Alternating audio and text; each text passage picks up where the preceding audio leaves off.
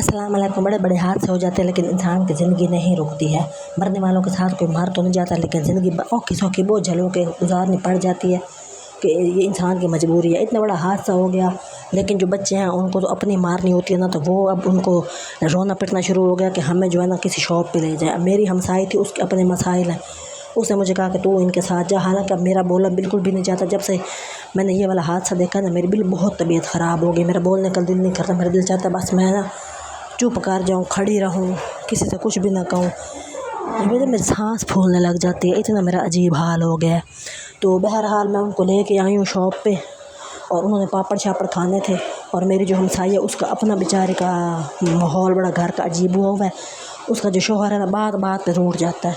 अब मुझे ये समझ नहीं आती कि भाई ये ऐसे भी शौहर होते हैं, बच्चों की तरह रूठ के कोने में बैठ जाता है और कोई घर का काम नहीं करता। अब वो बेचारी ख़ुद भी परेशान थी मेरी तरह, तो मुझे कहती है कि तू जा अपना क्लिप शलिप भी बना ली और जाके मेरे बच्चों को जो है ना पापड़ शापड़ ले के दे दे। अब वो पापड़ ले रहे थे, इतनी महंगी महंगी चीज़ें ले रहे होते हैं, हज़ारों रुपए का बिल बन जाता है, और मैं इतनी परेशान हो के ना उनकी चीज़ें देख रही होती हूँ। लेकिन बहरहाल मैं सिर्फ दुआ करती हूँ कि अल्लाह करे कि मेरी किस्मत में भी थोड़ा बहुत ही अल्लाह रिस्क लिख दे कि मैं अपनी ज़रूरतें पूरी कर सकूँ ना। अल्लाह की शान है कि वो किसी को बहुत ज़्यादा दे देता है, किसी का मेरी जैसा का हाल हो जाता है कि भाई अपनी ज़रूरतों के लिए भी बंदा तरस रहा होता है।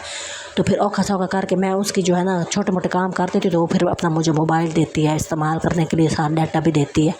तो मैं उसके बच्चों के साथ आई हुई थी। वो तो वही अपनी चीज़ें ले रहे थे, चिप्स ले लेते हैं, महंगी महंगी टाफ़ियाँ ले लेते हैं, और साथ में बिस्किट ले लेते हैं, और फिर कोके उठा लेते हैं, साथ आइसक्रीम ले लेते हैं। और मैं जो है ना उनको देख रही थी, और साथ मैंने सोचा मैंने अब करना क्या लेना, तो मैंने कुछ नहीं था, मेरे पास तो टका भी नहीं था। तो मैं जो है ना एक एक चीज़ की प्राइस देखती थी और फिर उसको रख देती थी। मसलन मुझे जो है ना बहुत सी चीज़ें थी जो मैं आपको यहाँ पे क्या बताऊँ। तो मिसालें होते हैं, और मतलब ऐसी बहुत चीज़ें होती हैं। शैम्पू था, मेरे पास नहीं था, उसकी मुझे एक पुराने ज़माने का बचपन का एक मेडोरा का पता नहीं कौन सा शैम्पू होता था, तो वो वहाँ पे मैंने आज देखा, तो मुझे बड़ा अच्छा लग रहा था ना वो, लेकिन मेरी जेब में कुछ भी नहीं था, धेला भी नहीं था, जिसे कहते हैं ना कि बंदा धेला होता, वो भी नहीं था।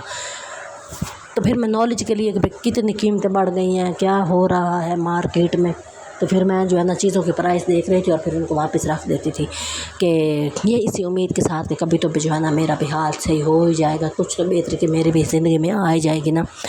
अच्छा, तो मैं ना असल बात ये थी कि उसका जो है ना हस्बैंड वो रूठ जाता है। अब मुझे इतनी हैरत हुई ना, मुझे ना गुस्सा भी आ रहा था कि हम लोग भाई ना दूसरे शहर में भी गए हुए अपनी हमसाई के साथ। वो जो मैंने आपको बताया था कि बच्चे की डेथ हो गई, तो हम थके हुए हारे हुए बच्चों को संभाल के, और पता नहीं बुरा हाल।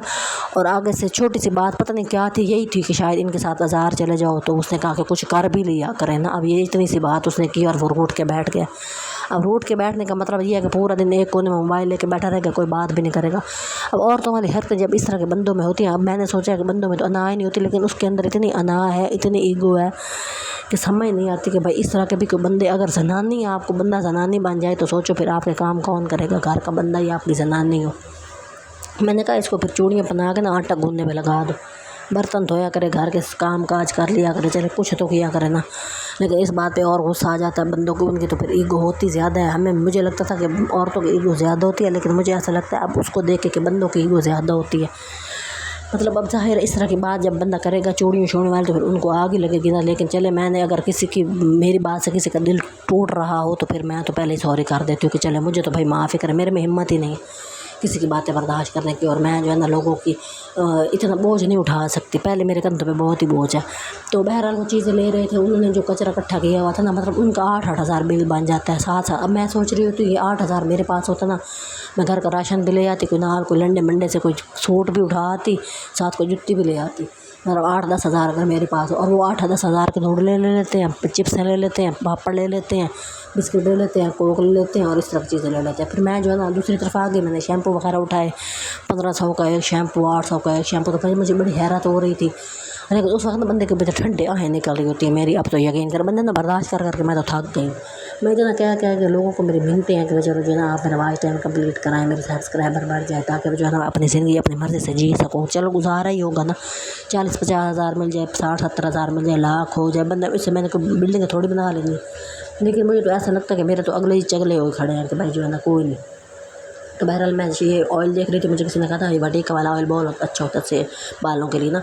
मेरे बाल इतने ड्राई हुए हैं, मतलब मैं अकेली अपनी ज़ात की चीज़ें ले आऊँ ना तो 20-25 हज़ार की हैं, मेरी इतनी बुरी हाल हुई है।